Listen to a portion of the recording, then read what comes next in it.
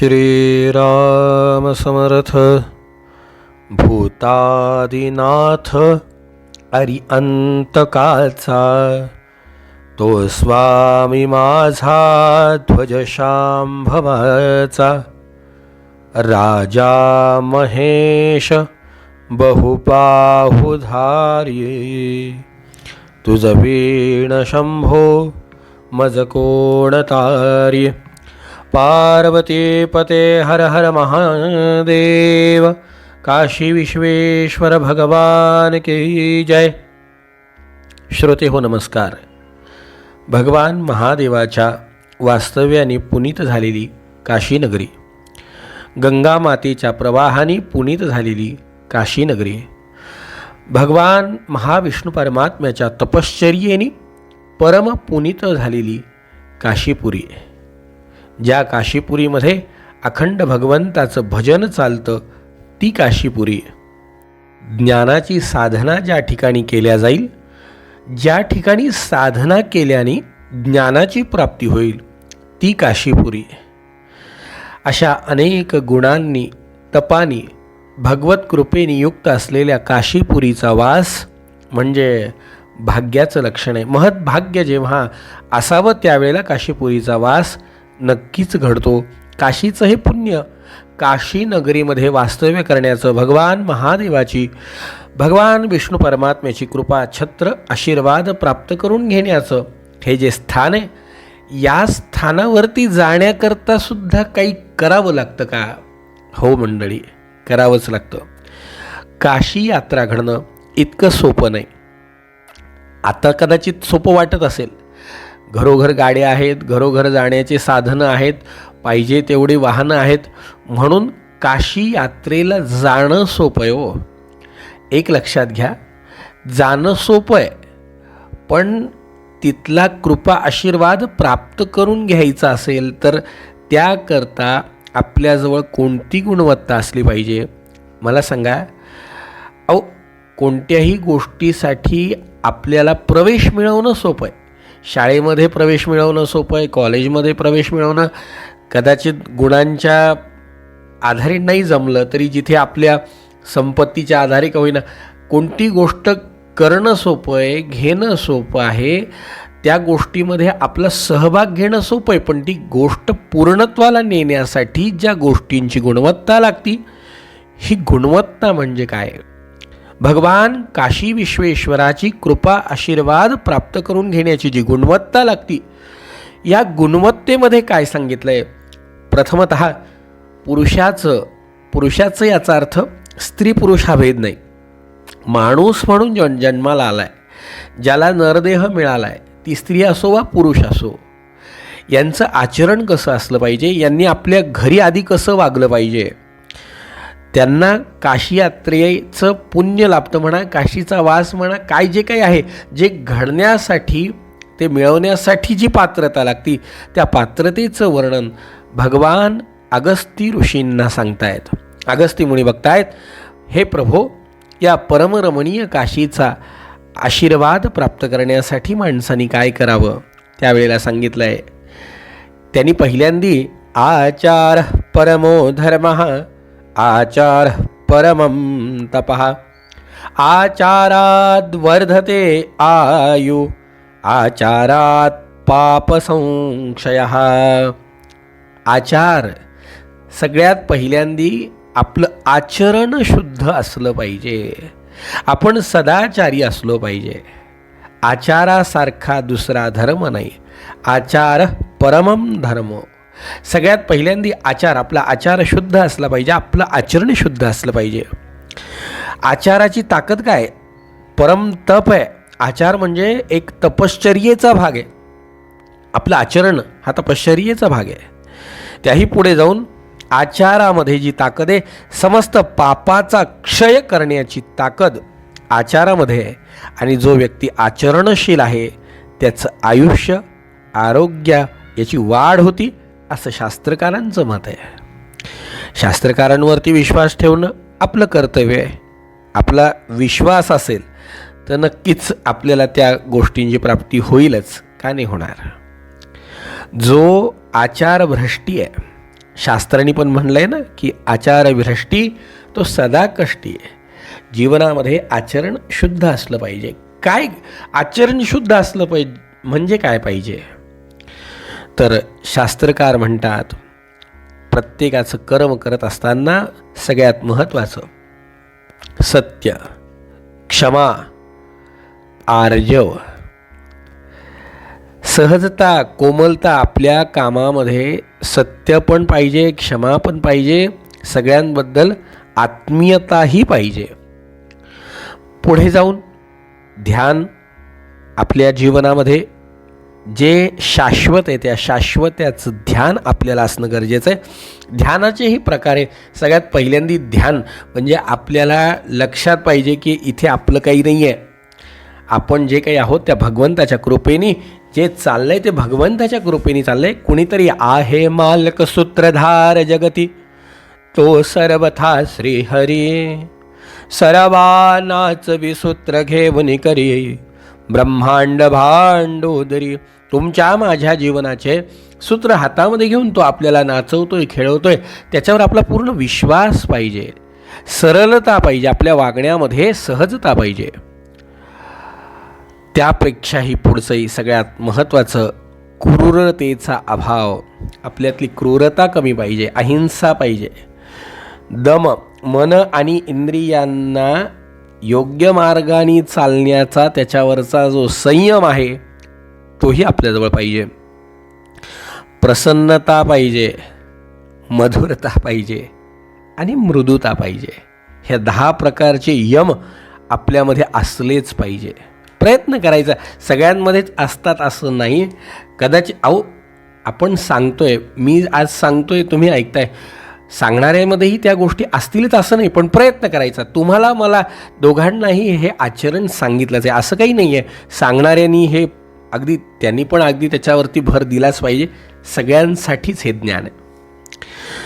प्रसन्नताही पाहिजे, मधुरताही पाहिजे, मृदुता पाहिजे. बघा किती शास्त्राने आपल्या किती साध्या साध्या गोष्टींवरती विचार मांडला आहे. आणि हे जर असेल ना मंडळी, खरं सांगू का की काशी विश्वनाथ आपल्या घरी येण्यासाठी, काशी विश्वनाथ आपल्या घरी प्रगट होण्याचे हे सगळे लक्षणं सांगितलेत. होऊ शकतो ना, का नाही होऊ शकत? केल्याने होत आहे रे, समर्थ म्हणतात. आधी केलेची पाहिजे, उगीच नाही हो.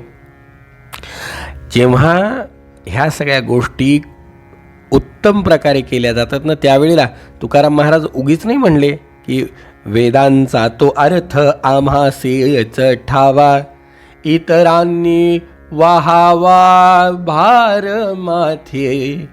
इतरांनी, बाकीच्यांनी भार व्हावा. का व्हावा? कारण या गोष्टी नुसत्या सांगण्याच्या, पाठ करण्याच्या नाही आहेत म्हणून. अर्थात कोणाला त्याच्यामध्ये त्यांची भावना हिनवायची नाही आहे किंवा कोणाला काहीतरी आम्ही खूप श्रेष्ठ आहे कोणी कनिष्ठ आहे हे सांगायचं नाही. त्यांचं म्हणणं आहे त्याचा अर्थ जर कळाला आणि अर्थातनं वागणूक जर तशी असेल तर तो आचरणशील आहे. नाहीतर मग मला सांगा, नुसतं पाठ खूप आहे हो, सगळ्यांना सगळं पाठ. आजकाल पाठांतर करणाऱ्यांची कमतरता, सांगणाऱ्यांची कमतरता कमी नाही, ऐकणाऱ्यांची कमतरता आहे. ऐकणाऱ्यांची म्हणजे कानाने ऐकणाऱ्यांपेक्षाही आचरणामध्ये आणणाऱ्यांची कमतरता आहे. किती सोपी गोष्ट आहे. मधुरता पाहिजे, मृदुता पाहिजे. त्याच्या पुढे जाऊन शौच, स्वच्छता, जी बाहेरूनही आतूनही, स्नान, तप, दान, मौन, यज्ञ, स्वाध्याय, व्रत, उपवास, उपस्थ इंद्रियांना आपल्या ताब्यामध्ये ठेवणं. हे 10 नियम सांगितले. 10 यम, 10 नियम. तिथून पुढे जाऊन काम, क्रोध, मद, मोह, मत्सर, लोभ या 6 शत्रूच आहेत. अर्थात खरं ते शत्रू नाही आहेत, पण कसं आहे माहिती का, कोणती गोष्ट जेव्हा अतिरेक व्हायला लागते तेव्हा ती शत्रू व्हायला लागते. आपण गोड खातो, खायला पाहिजे, खाल्लंच पाहिजे, कारण त्याच्यामध्ये ऊर्जा आहे. गोड खातो म्हणून आपल्याला शुगर होत नाही, तर आपण गरजेपेक्षा जास्त गोड खातो किंवा जे खाल्लं आहे त्याला पचन क्रियेमध्ये व्यवस्थित रीतीने आपण त्याचं आचरण करत नाही, त्यामुळे आपण त्या व्यथेचे बळी होतो. तिखट खाल्लंच पाहिजे, त्याशिवाय पचनक्रिया पचनशक्ती कशी वाढेल. पण त्याच्या अतिसेवनाने सुद्धा पुढे मूळव्याधीकडे, पुढे अनेक व्याधींकडे त्या गोष्टी घेऊन जातातच की नाही. कोणतीही गोष्ट म्हणून तर आपण ते एक कायम बघा, आपण आपल्या मोबाईलवरती व्हॉट्सॲपमध्ये कायम येणारा एक फार सुंदर 20 श्लोकांचा एक मॅसेज कायम फिरत असतो. अति कोपता कार्य जाते लयाला, अति नम्रता पात्र होते भीतीला, अति कोणते कार्य तेही नसावे, प्रमाणात सर्व काही असावे. कोणतीही गोष्ट अति करू नये. काम, क्रोध, लोभ, मोह, मद, मत्सर या गोष्टी आपल्या जीवनात पाहिजे, पण त्या आपल्याला त्या 6 दुर्गुणांचं सद्गुणात रूपांतर करता आलं पाहिजे. त्याच्याशिवाय आपलं कार्य पूर्णत्वाला जाणार नाही. कामना तर असलीच पाहिजे, लालसा असली पाहिजे. कोणती गोष्ट मिळवण्याची जोपर्यंत मनामध्ये जिद्द नाही तोपर्यंत जाईल कुठे. एखादी गोष्ट आपली स्वतःची चूक होती तर आपल्याला त्याची चीड येणं साहजिक, क्रोध आलाच पाहिजे. जोपर्यंत आपल्याला ह्या गोष्टी आपल्यामध्ये जागृत नसतील तोपर्यंत आपल्याला ते करण्याची जी इच्छा आहे ती होणारच नाही. त्यामुळे ती वाईट येतं असं नाही, पण जेव्हा ते अति होतात त्यावेळेला ते आपल्याला शत्रू रूपात आपल्याला त्रास द्यायला लागतात. म्हणून आपलं जीवन हे संयमी असलं पाहिजे. या संयमी जीवनासाठी शास्त्रांनी अनेक गोष्टी आपल्याला घालून दिल्यात. त्या गोष्टींचं आचरण जर आपलं असेल तर नक्कीच आपल्यावरती भगवत कृपा झाल्याशिवाय राहणार नाही. प्रातस्नान असेल, साध्या साध्या गोष्टी सांगितल्यात. शास्त्राधारामध्ये फार अवघड गोष्टी काही सांगितल्या नाही. प्रातस्नान अवश्य केलंच पाहिजे. आज बघा, या गोष्टी खरंच समाजामध्ये म्हणतात ना, ते दुर्मिळ होत चालल्या. एक तर प्रातःकाळी उठणं हेच सध्याच्या दैनंदिनीमध्ये अवघड गोष्ट झालेली आहे. रात्रभर काम करणाऱ्यांना सकाळी उठा हा उपदेश करणं कितपत आपल्यालाही ते नाही मान्य आहे. ते पण मान्यच आहे. रात्रभर जो काम करतो तो सकाळी उठून नाही आहे. प्रातःकाळचं आपलं महत्त्व जो रात्रभर झोपतो त्याला आहे. जो रात्रभर काम करतो त्याला प्रातःकाळी तर झोपावंच लागेल. आपण अपवाद नाही डोक्यात आणायचे. आपण काय डोक्यात ठेवायचं की जो रात्रभर झोपतो त्याच्यासाठी त्यांनी का होईना हे पालन केलं पाहिजे ना. प्रातस्नान झालं पाहिजे घरामध्ये. एक लक्षात ठेवा, प्रत्येक गोष्ट आचरणाने ही सिद्ध होत असते, शुद्ध होत असते. संक्षिप्तपणे सामान्य आचार आपल्याला अगस्ती मुनींच्या निमित्ताने शास्त्रकार सांगतायत. 5 जण भिक्षेचे अधिकारी सांगितले. ब्रह्मचार्यांनी भिक्षेवरती आपलं उदरनिर्वाह केला पाहिजे असं शास्त्रवचन आहे. भिक्षा मागण्याचे 5 अधिकारी सांगितलेत. जो राही आहे, जो प्रवासात आहे, जो प्रवासी आहे, ज्याच्याकडे पोट भरायचं साधनच काही नाही आहे, जो विद्यार्थी आहे, जो आपल्या गुरूंचं पोषण करतोय तो भिक्षेचा अधिकारी आहे. जो गुरूंचं कार्य करतोय, पोषण करतोय याचा अर्थ फक्त त्यांना जेव घालतोय अशातला नाही. जो आपल्या गुरूंचं कार्य पुढे करतोय तो भिक्षेचा अधिकारी आहे. संन्याशी भिक्षेचा अधिकारी आहे, ब्रह्मचारी हे 6 जण भिक्षेचे अधिकारी सांगितलेत. ब्रह्मचार्याला भिक्षेचं महत्त्व महत्त्वाचंच आहे. आपण आपल्या मुलांना स्वावलंबी बनवतोय, चांगलीच गोष्ट आहे, पण प्रत्येक गोष्ट ही आपल्याकडे असलीच पाहिजे ना, असतेच असं नाही आहे. तर आपल्याला इतरांचीही मदत घ्यावी लागते, इतरांचंही सहकार्य घ्यावं लागतं. हेही ब्रह्मचारी आश्रमामध्ये ज्ञात असलं पाहिजे. त्यापुढे जाऊन शास्त्रकार म्हणतात, अभिवादनशीलस्य वृद्धसेवारतस्य च आयुर्यशो बलं बुद्धिर वर्धते हरयोधिकम. ज्याच्या जीवनामध्ये कायम आपल्या आईवडिलांना जो प्रणाम करतो, जो आईवडिलांच्या आपल्या वंदनीय असं आपल्या जीवनामध्ये मानतो, नुसतं मानतो नाही तर साध्या नमस्काराचं सुद्धा महत्त्व सांगितलं आहे. आपल्या गुरुजनांना समोरून आल्यावरती जो वंदन करतो तो जो घरातल्या वृद्धांच्या सेवेमध्ये तत्पर असतो त्याच्या जीवनामध्ये आयुष्य, यश, बल, बुद्धी हे प्रतिदिन वाढत चालतं. बघा, गुरूंच्या सेवेचं मन, बुद्धी या ज्ञानेंद्रियाच्या साह्याने जो आपल्या गुरूंची सेवा करतो त्याच्याही जीवनामध्ये भगवत कृपेचं नक्कीच तो भगवत कृपेचा अधिकारी बनतो. तिथे पुढे की लक्षात ठेवायचं की ज्या वेळेला आपल्या गुरुजनांची सेवा करण्याची वृत्ती त्या विद्यार्थ्यामध्ये होईल तो सच्छील विद्यार्थीच सगळ्या गोष्टींचा अधिकारी होईल. म्हणून आपल्या घरातल्या मुलांना सुद्धा आपण या गोष्टींची जाणीव करून देणं गरजेचं आहे. ब्रह्मचारी आश्रमाचं हे आचरण सांगितलं आहे. त्याही पुढे जाऊन काय स्नानविधी असेल, संध्याविधी असेल, त्याचा अभ्यास तर महत्त्वाचा आहेच आहे, पण आपल्या मुलाला काहीतरी अनुसंधान शिकवणं ते हेच वय. लक्षात ठेवा, जितक्या लहानपणामध्ये जितक्या चांगल्या गोष्टी त्यांच्यावरती संस्कारित होतील, त्यांना माहिती होतील, त्या पुढे त्यांच्या जीवनामध्ये त्यांना आचरण करण्या योग्य राहतील. जेव्हा आपण नसू त्यावेळेला त्यांना हा संस्काराचा आधार नक्की असेल. लक्षात ठेवा. त्याच्याही पुढे जाऊन सांगितलं आहे अनुसंधान पाहिजे, देवाच्या नामाचं अनुसंधान पाहिजे, ब्रह्मचारी आश्रमापासूनच पाहिजे. लहानपणापासून अनुसंधान त्याला जमलंच पाहिजे. 5 मिनिट नामस्मरण करायला लावा, 2 मिनिट नामस्मरण करायला लावा, काहीही करायला लावा, पण असं सांगितलं आहे विधी क्रतोर्दशगुणो जपक्रतुरुदीरतः उपांशुस्तच्छतगुणः सहस्रो मानसस्ततः. भगवंताच्या नामाचं, भगवंताच्या जपाचं, भगवंताच्या नामाच्या सतत उच्चारणाचा अधिकार काय सांगताय तिथे की अगदी शास्त्रोक्त पद्धतीने विधीपूर्वक असे 10 यज्ञ केल्याचं फळ उत्तम प्रकारे भगवंताचा जप केल्याने प्राप्त होतं. त्याही पुढे उपांशु जप, जिथे आपला सूक्ष्म स्वर भगवंताचा नामस्मरण करत असेल त्या जपाला अगदी त्याचं फळ 100 पटीच्या जपा इतकं आहे.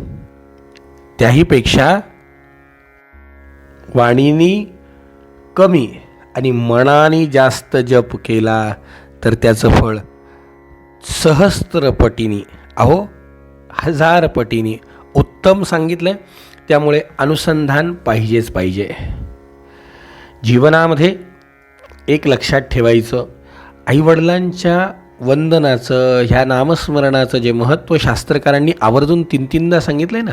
आईवडिलांच्या सेवेचं काय फळ सांगितलं आहे की उपाध्यायादशाचार्य आचार्य तु शतं पिता सहस्रंतु पितुर्माता गौरवेणातिरिच्यते. संस्कार, आपल्यावरती 16 संस्कार करणारे आपले उपाध्याय, त्यांचं जे महत्त्व आहे, त्यांचा जो अधिकार आहे, आपल्याला संस्कारात विजउच्यते, जे आपल्याला अधिकारी बनवतात, योग्य गोष्टीचं मार्गदर्शन करतात, त्यांचा जो अधिकार आहे त्याच्यापेक्षाही त्यांना ज्यांनी शिकवलं आहे त्यांचा आचार त्यांच्यापेक्षाही श्रेष्ठ ते आचार्य, ते 10 पटीने त्यांच्यापेक्षाही मोठे आहेत. त्या आचार्यापेक्षा आपले वडील शतपट अधिकाराने मोठे आणि आपल्या पित्यापेक्षाही आपली आई सहस्त्रंतु पितुर्माता, आई वडिलांपेक्षा 1000 पटीने गौरवाची अधिकारी आहे. शास्त्रकार सांगतात कारण त्यामागे तिचे अपार कष्ट आहेत. अगदी आपला बीजापासून जन्म होऊपर्यंत जो कालावधी आहे, बीजापासून जी जन्मापर्यंतची 9 मासाची जी काही रहाटणी हे पूर्णत्वाला नेणारी, आपल्या श्वासातला श्वास आपल्याला वाढवण्याकरता देणारी आपली आई, ही आपल्या पूज्यते, ही पूज्यमान आहे. शास्त्रकारांनीही आईवडिलांचं महत्त्व सहस्त्रपटीने वाढवलं आहे. मंडळी, आज काळाची गरज झाली की नाही बघा. सुशिक्षित लोकांची कमी नाही, आईवडिलांची सेवा करणाऱ्यांची कमी आहे. कमी नाही, अगदी लोपच पावल्यासारखं आहे. बघा, शास्त्रकार त्या पुढेही जाऊन सांगतात, आईची सेवा भूलोक, पिताची वडिलांची भुवरलोक आणि गुरुची सेवा पुण्यात्म पुरुष स्वर्गलोकालाही आपल्या वश करण्यासारखे आहेत. त्याही पुढे भगवान विश्वनाथाची अखंड कृपा प्राप्त करण्यासाठी ब्रह्मचर्ययुक्त जीवन जे लागतं ते या सगळ्यांच्या दयेनी, यांच्या सगळ्यांच्या कृपेनी आपल्याला प्राप्त होतं. म्हणून आपल्या जीवनामध्ये आईवडिलांची सेवा तितकीच महत्त्वाची आहे. हे ब्रह्मचर्य आदी गृहस्थ धर्मापर्यंत सांगितलेल्या नियमांचं काटेकोरपणे पालन करण्याचे हे गुण आहेत. या गुणांनी जर आपण राहिलो तर नक्कीच भगवत कृपा आपल्याला प्राप्त होईल, काशीचा निवास प्राप्त होईल. त्याही पुढे जाऊन आणखीन महत्त्वाचं गृहस्थ, त्याही पुढे जाऊन आपल्या जीवनामध्ये वानप्रस्थ, संन्यास हे आश्रम पाळत असताना आपलं आचरण कसं पाहिजे जेणेकरून आपल्याला काशी यात्रेचं पुण्य लाभेल, नवे नवे काशीवास आपल्याला केल्याचा संपूर्ण फलादेश मिळेल. काय काय सांगितलं उद्याच्या भागामध्ये श्रवण करूया. जय जय रघुवीर समर्थ.